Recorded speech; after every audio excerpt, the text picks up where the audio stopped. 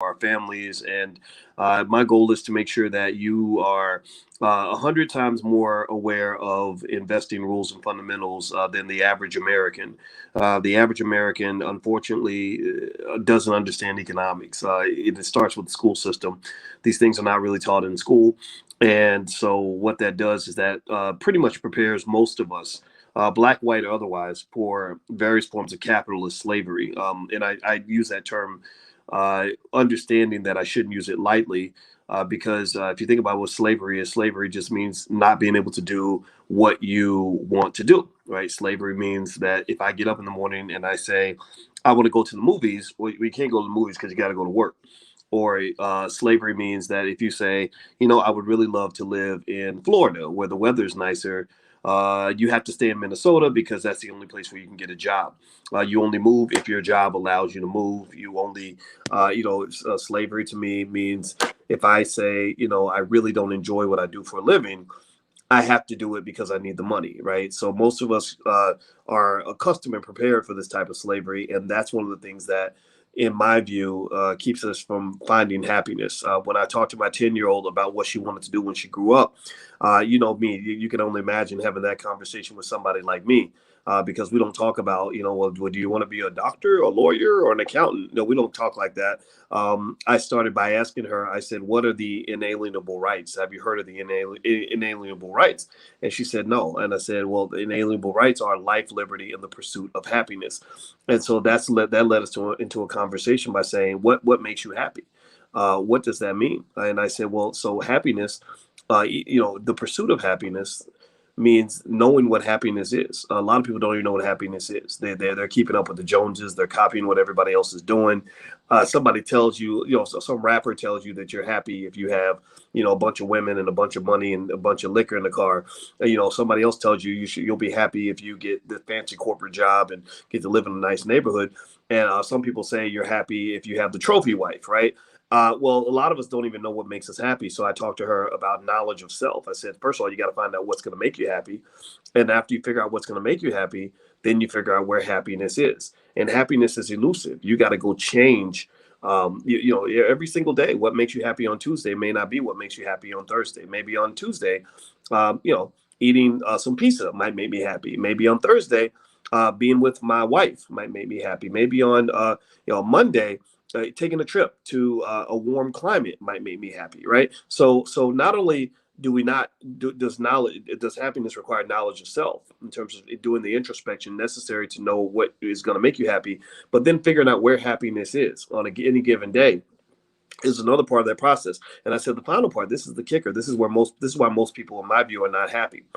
Most people, at least not happy in the unconditional framework. I said most people are not happy because they don't have the freedom to pursue happiness. So if you get up in the morning and you find out that happiness means taking a trip to Mexico that day, but you don't have the money in the bank account to go to Mexico, then you're not going to be able to go pursue happiness if it's in Mexico. Or happiness might mean spending time with your daughter that day because she's 14 years old and she's going through hormonal changes that's causing her to be sad and upset. And you want to be with her. You can't do that because you got to go to work, right? So you can't even pursue the happiness because somebody, that capitalist machine has defined what your life is going to be. So what I told her is I said, I can't tell you what's going to make you happy. I can't tell you how to pursue happiness. I can't tell you what to do when you grow up. I said, well, what I can do is I can encourage you to be happy. That's the best advice I can give you as a father, is to tell you, I want you to be happy. And one of the ways to be happy, one of the first steps toward happiness is financial security. Financial security means that if I don't want to work that job anymore, I can quit that job. It means that if I want to take a trip to Mexico, I can afford it. It means that if I want to go and pursue my passion in a certain business or a certain charitable foundation or whatever I want to do, I can do that. She told me she wants to go to Paris and become a dancer in Paris. And I said, well, you know what? You can do that. And let me tell you why. And this is the financial side of this conversation. I know sometimes this is one thing that makes me a little bit different. I get a little bit philosophical when I talk about these things, because I truly believe that as a black man, you have to be philosophical to understand life. Life is not as simple as the basic X's and O's. I think that there has to be a high level of reasoning to really understand what you're going through and the experience you have as a black person in America. So when I talk about finance, I always talk about it from a black perspective, from a black family perspective. And I like to teach it in a way that is unique to the challenges that black people experience. Our situation is not like everybody else's. Our history is not like everybody else's. We've overcome things other people haven't overcome. We're enduring things other people don't have to endure. So let's get to the financial side of that conversation. So I explained to my daughter that happiness, it starts with having an economic capital base. What does that mean? Well, a capital base is simply a pile of resources that allows you to do whatever you want, right? It's money that you can use to go start a business. It's money you can use to take a trip. It's money you can use to buy yourself a new Gucci bag if that's what you want. It's money you can use to help out your cousin. It's money you can use to kind of do whatever you want, whenever you want. And and I said, so let's talk about a capital base. And let's talk about why so many of our people are stuck in various forms of slavery, particularly from capitalism, not just racial, because white people can be slaves too. Well, a lot of it is that a capital base takes time to build. And one of the things I've seen, and I saw one of your questions, you guys in the program submit questions in advance. If you ever want me to answer your question first, just log in at theblackstockmarketprogram.com, put your question in there. I will answer those questions first. And one of the first questions I'm going to answer that relates to what I'm talking about today is a question from, let me see, where can I find this? This question was from, let me see here. Hold on. Here we go. A question from Randall Stanton. Randall Stanton asks, how much monthly income can I expect to receive from investing in companies like Realty Income and other companies that pay out a monthly dividend? And Randall's question actually inspired everything I just said. And let me explain why. So to give you the short answer to Randall's question, Realty Income pays about a 4% dividend. That means that if you have $100,000 invested, you get about $4,000 a year. So that's not exactly life-changing money. That's not the kind of thing I can talk about that would motivate people to want to become stock market investors. $4,000 a year. It's hard to do a whole lot with $4,000 a year, right? And the common question that I receive from a lot of black folks, a lot of people, period, but mostly black folks, because that's who I mostly talk to be honest with you, is how do I earn income from investments? How do I get that extra income from stocks? Now, let me relate that to what I was saying about my daughter. Well, the reason that it's hard to earn a lot of income from stocks right off the bat is largely because in that particular area, you don't have a well-established capital base. You don't have that capital base that allows you to earn the extra income that you'd like to have. So it's not very impressive when I say, okay, go invest in stocks and make these sacrifices and you can make an extra $1,000 a year. That's not really going to change a person's life.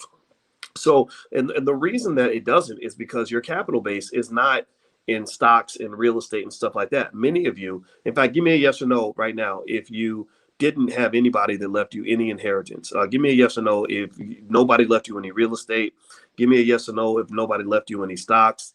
Give me a yes or no if nobody left you any cash, anything that you can use to have some sort of financial freedom, like maybe an apartment building where you got, 300 tenants paying you $1,000 a month, right? That'd be pretty good, right? That will make a difference, right? So most of you didn't get an inheritance. You did not receive a capital base. It's not your fault. It's America's fault, really. And it's to some extent, it might be partially your parents' fault, but because I do believe in personal responsibility, but we know we live in America. And many of your parents and grandparents might have wanted to leave you a capital base. They just couldn't because somebody stole the money. The opportunities weren't there. They were blocked from the things they needed, et cetera. And more specifically, blocked from the kind of knowledge that I'm sharing with you right now. And again, remember, there's nothing magical about white people. I taught white people at Syracuse University. So many Wall Street experts right now can say they learned finance from people like me. So I'm going to stop. We're going to get rid of the white people, the magical white people, and just help you understand that after we finish talking. And if we talk enough, you'll know more than anyone else about this stuff. So there's nothing special about being white other than the fact that racial history has sort of pushed all the wealth in that direction. So the capital base in America, most of the capital base in America is not in the hands of black people. But that doesn't mean you don't have an opportunity here. Here's where your opportunity lies. So while most of your capital base is not in stocks and real estate and stuff like that, and that's why you have a hard time generating income from that capital base, you do have a huge capital base when it comes to what is called human capital. Human capital is your time, your labor, and then your skill set. Right. This is why education is so important. This is why so many Black families push education out there, push education to their kids, because education was the quickest pathway to some sort of capital base, right? So why does that matter? Well, again, go back to that question that the student asked me about generating income. Well, what's the best way to generate monthly income if you have no financial capital base? Well, I can work, right? And that's what we do. We go to work. We work hard.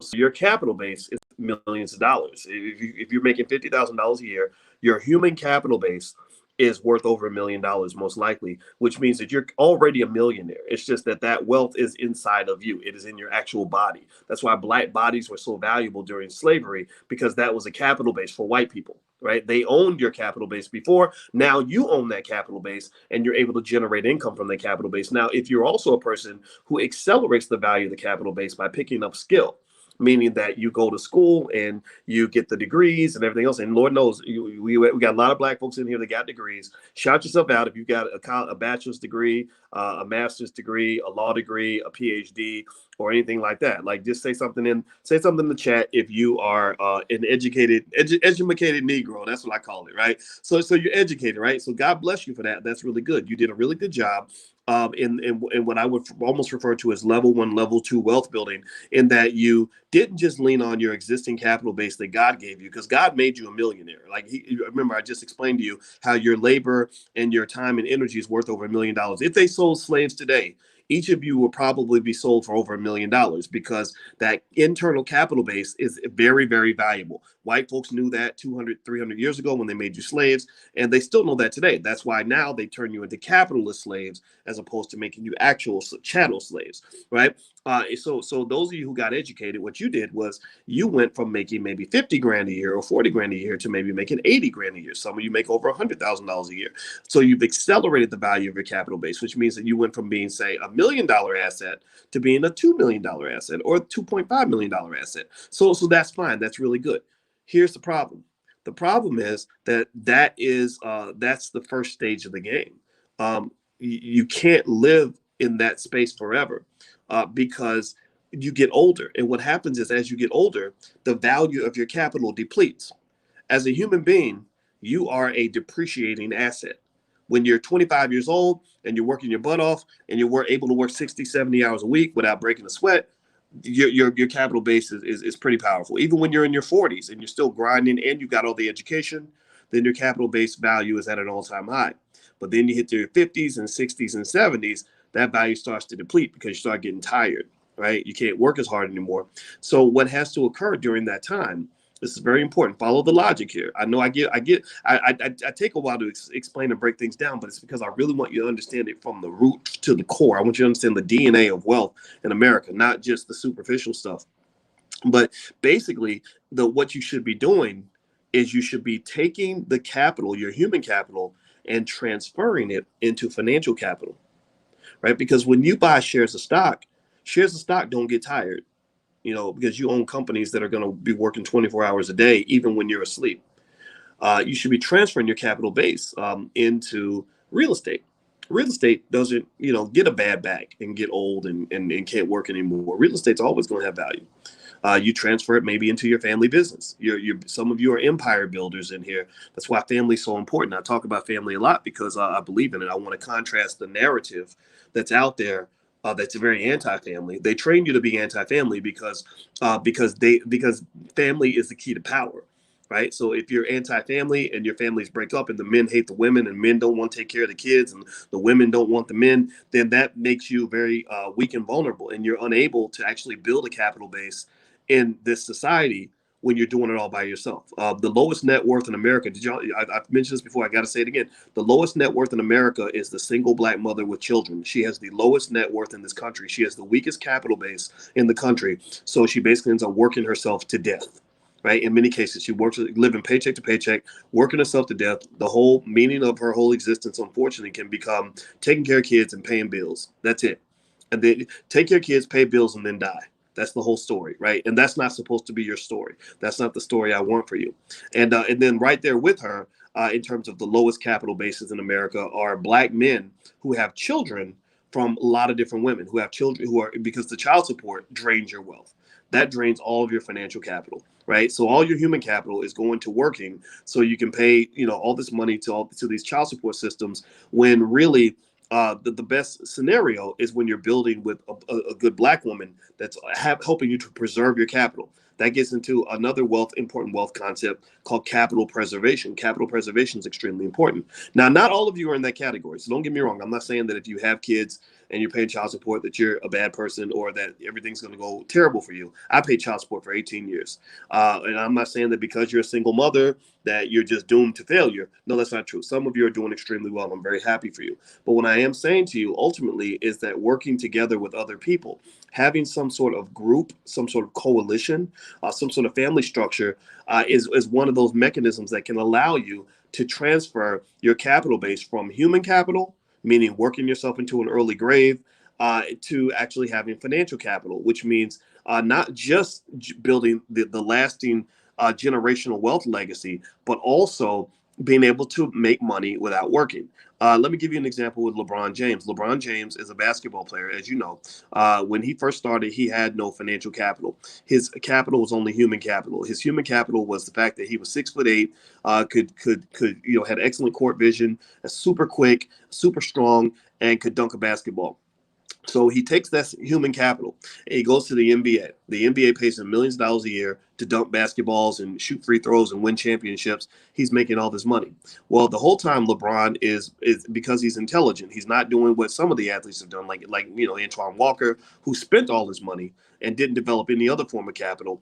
LeBron built substantial financial capital. LeBron's investing in production companies. He's investing in stocks and bonds. He's sitting with guys like Warren Buffett. Warren Buffett thinks a lot like me. He's sitting there talking to Warren Buffett about the things I'd probably talk to LeBron about, which is exactly how you can put your money into index funds and let your money grow. He's putting his money into real estate. I'm sure he owns tons and tons of property. So now that LeBron is older and his human capital has depleted, he can't jump as high. He's not as quick.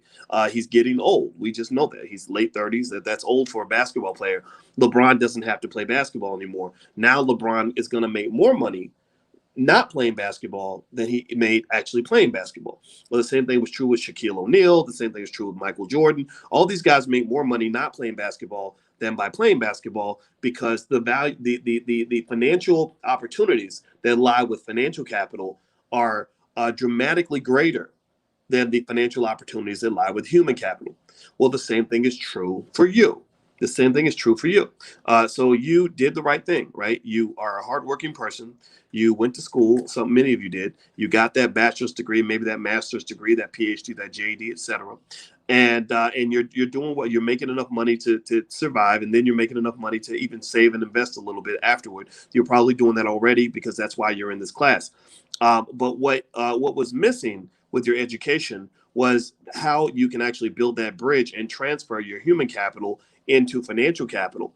And that's where I think guys like me come into play. That's where I can have the greatest impact, is to say to you that by engaging in the long-term process of taking some of that money that you're bringing in, taking something off the top and putting it into various forms of financial capital, you can build the number one factor that determines economic freedom in America, and really political freedom, which is the development of a capital base. The reason Harvard University has so much power is because they have a $25-30 billion capital base. The reason that corporations, Apple, has so much power is because they have a $2 trillion capital base. This $2 trillion capital base wasn't created by one person. Steve Jobs was the originator, but more importantly, Steve Jobs was the visionary that led to the creation of a $2 trillion company that has probably 1 million employees that are all in lockstep, that have formed what I refer to as an economic family, where everybody's on code, everybody kind of does the same thing, everybody's committed to the same cause and the same purpose, that has allowed to the massive accumulation of wealth, right? So effectively, I want your family to kind of do what Apple does. I want your family to do what LeBron did. I want your family to do the things that smart wealth builders do, where you transfer your human capital over to financial capital. But the thing about it is, it takes something that a lot of people don't have anymore, that's not really encouraged in our society, which is long-term commitment and patience. It takes an ability to rise above the consistent marketing of instant gratification that is presented in our society. A lot of people became investors during the pandemic, not because they were thinking about the long-term power of building wealth that's going to last across generations. A lot of people became investors during the pandemic because they saw fast money.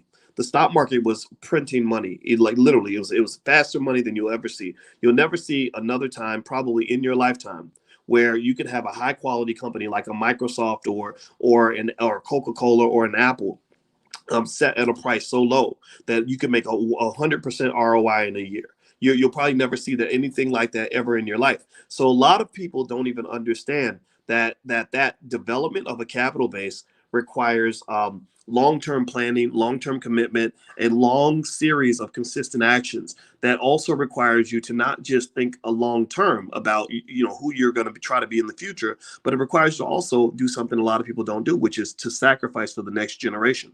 The reason most wealthy people in America are wealthy is because somebody in 1945 started building a capital base for them that sustains them in the year 2021. So somebody in 1945 had to have the vision and the ability to see the year 2021 and to say, my grandchildren are going to have struggles in 2021, and I want to make sure that they're out of that. So I'm going to go ahead and start building a capital base in 1945 where I'm going to invest $50 a month or whatever the number is, so that by the time the year 2021 comes along, my grandkids will be multimillionaires. Right. So I want you to practice this line of thinking, because if you do that, then what happens is your labor and skill, your fastest way of making money right now through your human capital is through labor, skill. And then maybe if you learn the skill of entrepreneurship, you can start a business that generates a lot of income. That's how you generate a lot of income when you don't have a financial capital base. But think of your income as like little apples. You're going to get paid apples. White man gives you lots of apples when you go work for him. You can make extra apples if you have your own business. So you're getting all these apples coming in. Now you could do what everybody else does. Everybody else, a lot of people eat their apples or they sell their apples, right? They go, rappers get a lot of money. They go down to Jake the jeweler and give it all away. Or maybe there was one rapper, there was a young lady told me about it. A young rapper who bought his girlfriend 6 Birkin bags. Birkin bags cost between $4,000 up to as much as $160,000. When I looked up Birkin bags online, most of them were like $30,000 and up. A lot of them were about $160,000. So you have people that will get their apples and they will eat their apples because the culture tells you to eat your apples and to eat them in front of people so you can brag about how many apples you have, right? But then there are those of you who are smart, who will take a bite out of the apple, but then you're going to pull the little seeds out of those apples. And every time you get an apple, you're going to grab some seeds and you're going to plant apple trees. And apple trees maybe take some time to grow. But as they grow, every time you're planting a new apple tree, you're creating something that can give you apples without you having to go work for anybody to get those apples, right? Most of the people you work for, if you think of money like apples, you're working for the people who own the apple trees. And the people who own those apple trees didn't get those apple trees overnight.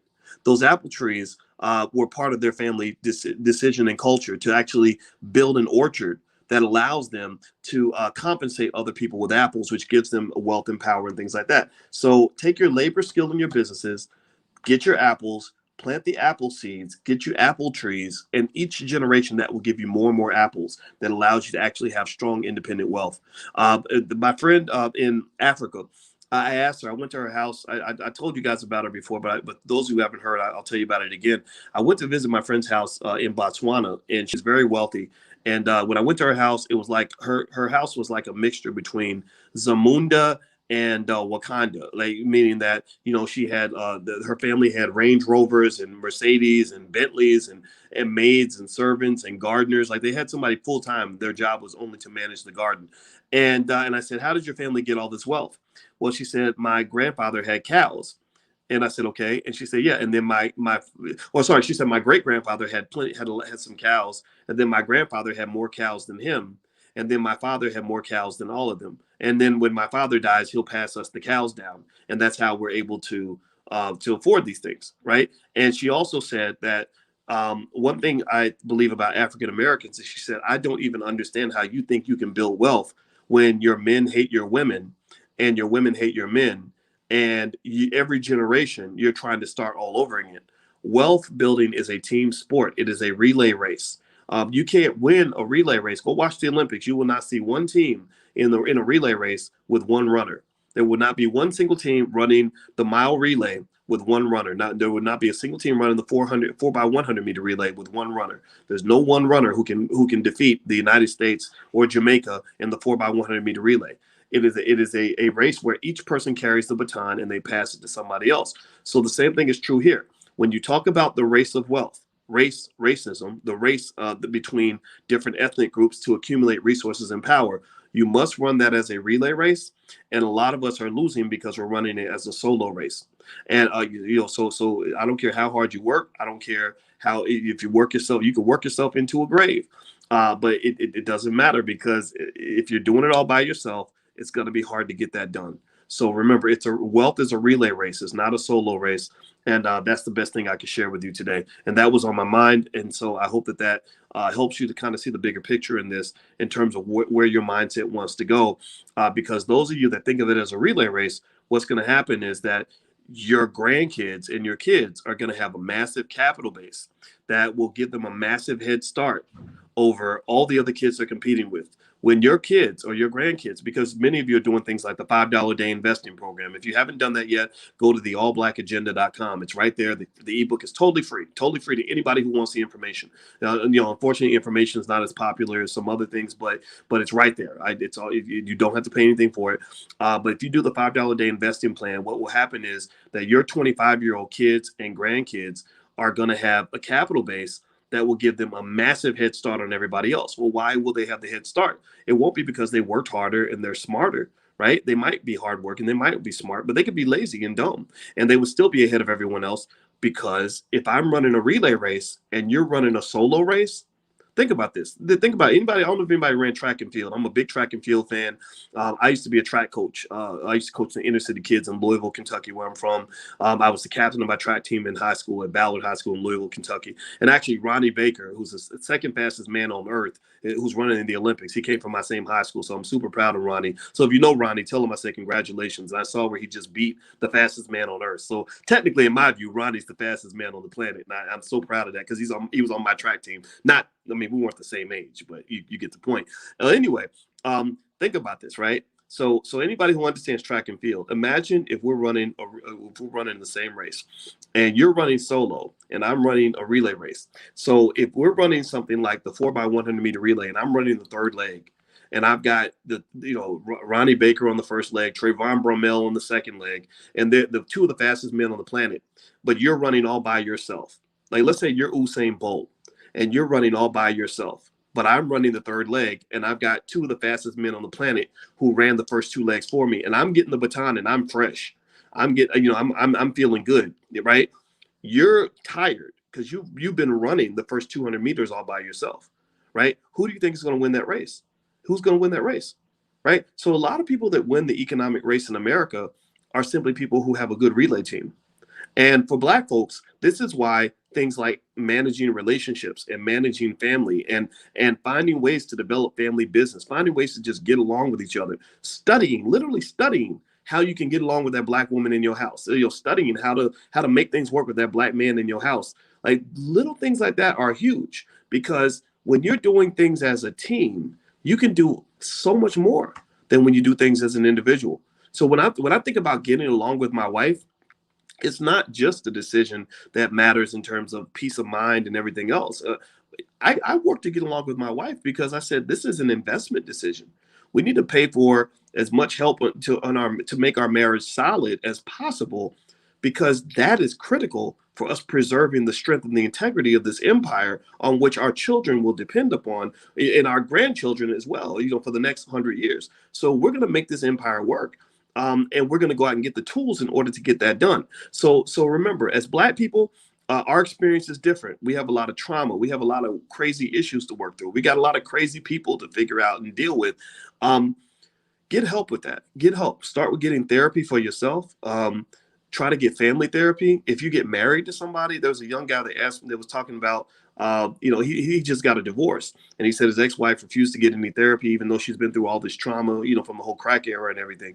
And I said, if you marry another woman, do not marry a woman who refuses to get any type of therapy as a couple or as an individual. Because I believe most Black folks, because of what we've gone through, we need therapy because racism will make you crazy. I believe, I know I'm crazy because of racism. I know you guys, half y'all probably crazy too. And so just accept it, acknowledge it, and work through that so that you can figure out how to not trigger each other and get triggered constantly to the point where you're destroying everything around you because you don't know how to get along.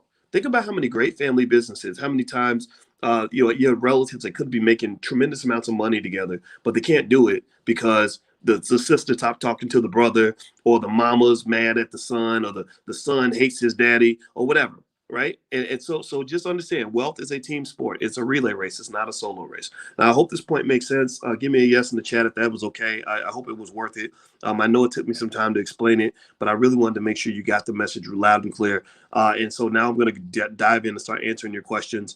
And by the way, I know the next question was, how do I get access to the recording if I miss class? All you got to do is log in at the blackstockmarketprogram.com. For those of you that are new, the first month is totally free. So you can log in at the blackstockmarketprogram.com and you can get access to every recording of everything we've recorded for the last 5 years. And it's probably several hundred different classes just like this that we've done that you can get access to. I encourage you to bring your whole family, make it a family thing, because if everybody has the same knowledge, then everyone will be on the same page. It's very frustrating. Let me just say this as a PhD. It's extremely frustrating when you see things other people around you don't see. It drives me crazy because I literally become a weirdo because my thinking is on a certain level. I'll see stuff and I'll say, doesn't everybody else see this? Doesn't everybody else see this? And people don't. They're like, what are you talking about? That doesn't make any sense. So get your family educated along with you so that you'll just kind of be in the same vibe, because it's very frustrating when you're trying to have a big idea and you're around a bunch of small-minded people. That'll make you just want to jump off a bridge. So anyway, so log in at the blackstockmarketprogram.com. You can get the recordings. Also, the stock picks that I make every week. You can get access to that as well. And actually, I'm going to talk about some of the stocks that I like for this week in 1 second. All right, guys. So